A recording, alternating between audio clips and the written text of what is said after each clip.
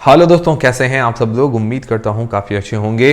तो दोस्तों, आज के इस वीडियो के अंदर हम रिव्यू करेंगे एक अपकमिंग आईपीओ जो कि 8 मई से लेकर 10 मई के बीच में ओपन होने वाला है, टीबीओ टेक का आईपीओ।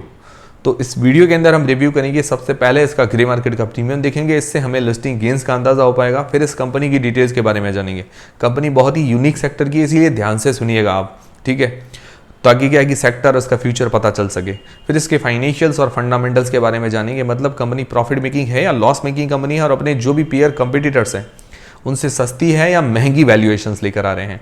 फिर इस आईपीओ की डिटेल्स के बारे में जानेंगे और अंत में हम जानेंगे कि क्या इस आईपीओ में अप्लाई करना चाहिए या नहीं करना चाहिए, और करें तो लिस्टिंग गेंस के हिसाब से करें या लॉन्ग टर्म के हिसाब से, सारी चीज़ें क्लियर करेंगे।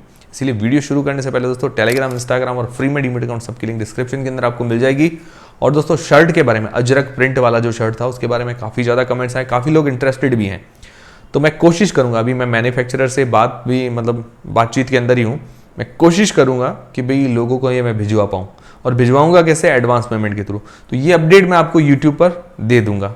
ज़्यादा महंगा नहीं है ये शर्ट, मतलब आप सोच रहे हो कि ज़्यादा इतना महंगा नहीं है।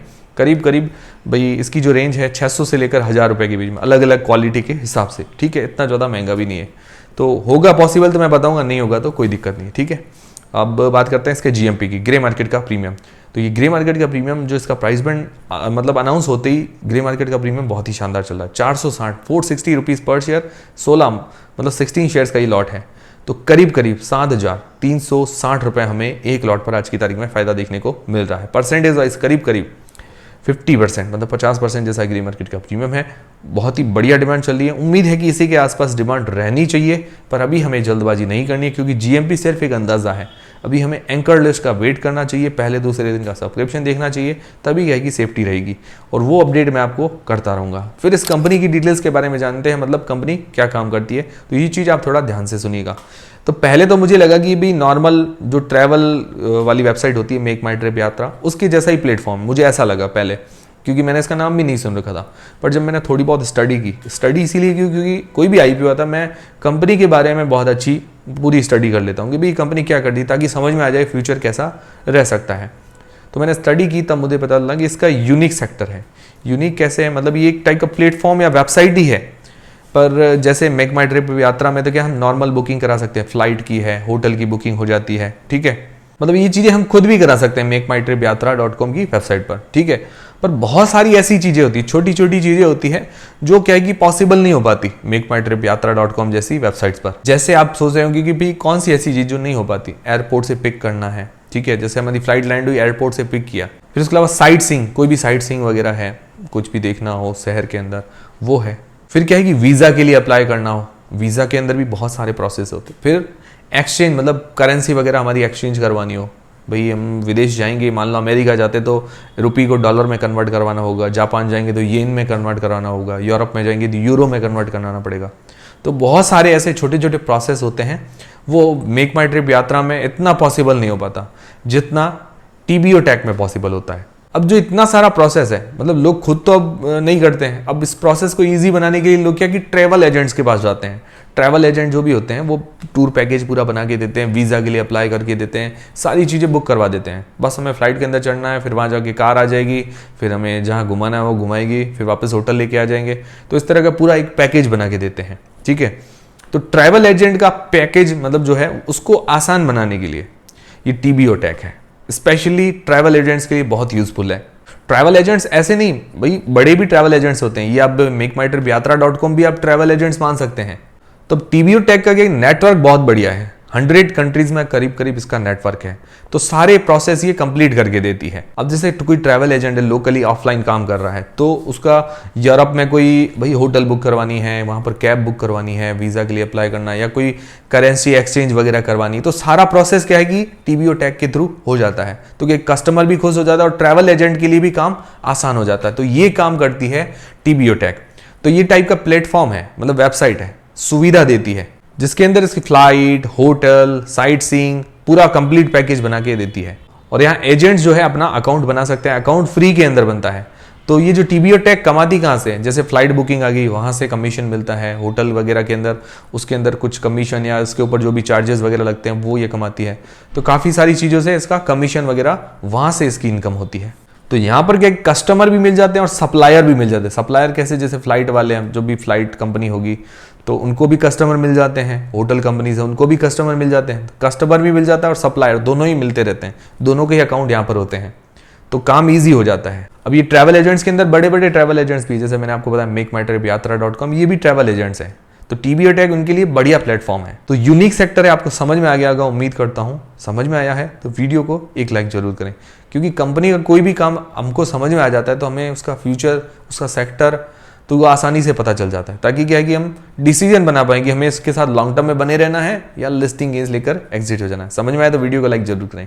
तो ये 2006 के अंदर इनकॉर्पोरेट हुई थी, करीब करीब 18 साल पुरानी कंपनी है अपने ही सेक्टर के अंदर। अब दोस्तों जानते हैं इसके फाइनेंशियल 2021 से 2023 तक दिए गए। अगर इसके एसेट्स देखते हैं तो एसेट्स के अंदर साल दर साल ग्रोथ है। 576 करोड़ से 3754 करोड़ रुपए हुए हैं इसके एसेट्स, करीब करीब 7 गुना जैसी ग्रोथ है, 7 टाइम्स। रेवेन्यू 176 करोड़ से 1085 करोड़ रुपए हुआ है, करीब करीब 5 से 6 गुना जैसी ग्रोथ है रेवेन्यू के अंदर, 5 to 6 टाइम्स, बहुत जबरदस्त। प्रॉफिट इसका -34 करोड़ से 150 करोड़ रुपए हुआ है, तो प्रॉफिट के अंदर भी बहुत बड़ा जंप लगाया है। मार्जिन, प्रॉफिट मार्जिन 13-14% के आसपास निकल कर आते हैं, बहुत ही बढ़िया है। बाकी इसकी नेट वर्थ बड़ी है, इसके हाथ में रिजर्व कैश 478 करोड़ रुपए की है। उधारी वो घटी है, 3 करोड़ रुपए की उधारी है, लगभग 3 करोड़ से भी कम है। तो ऑलमोस्ट डेट फ्री, मतलब ऋण मुक्त कंपनी इसको हम मान सकते हैं, क्योंकि इसका एनुअल प्रॉफिट भी इतना अच्छा है, रिजर्व कैश भी है, तो ये डेट तो अपना कभी भी पे कर सकते। 3 करोड़ डेट कोई बड़ी बात नहीं है। फिर इसकी रिटर्न ऑन नेट वर्थ 30.76% की है। फिर दोस्तों पेयर कंपैरिजन करें तो इसकी फेस वैल्यू है ₹1 पर शेयर। इसका P, price to earnings ratio 64.74 का है। रेवेन्यू 2023 मतलब FY23 के अंदर 1085 करोड़ रुपए का है। और उसका पेयर कंपटीटर है रेडगेन टेक्नोलॉजी, जिसका IPO 2 साल पहले ही आया था। उसका रेवेन्यू है FY23 के अंदर 5651 करोड़, मतलब लगभग 5-6 गुना बड़ी कंपनी है रेडगेन। और उसका पी 98.70 का। तो अपना जो पेयर कंपटीटर रेडगेन, इससे सस्ती वैल्यूएशंस है। पी वाइज देखें, प्राइस टू अर्निंग्स रेशियो के हिसाब से देखें तो सही वैल्यूएशंस है। हालांकि थोड़ी बहुत और सस्ती करते तो और बढ़िया रहता, पर अभी भी वैल्यूएशंस देखिए तो अपने कंपटीटर से तो सही वैल्यूएशंस लेकर आए हैं। तो ये हो गए इसके फाइनेंशियल्स और फंडामेंटल्स। अब इस IPO की डिटेल्स के बारे में बात करें तो 8 मई से लेकर 10 मई के बीच में ये IPO ओपन रहेगा।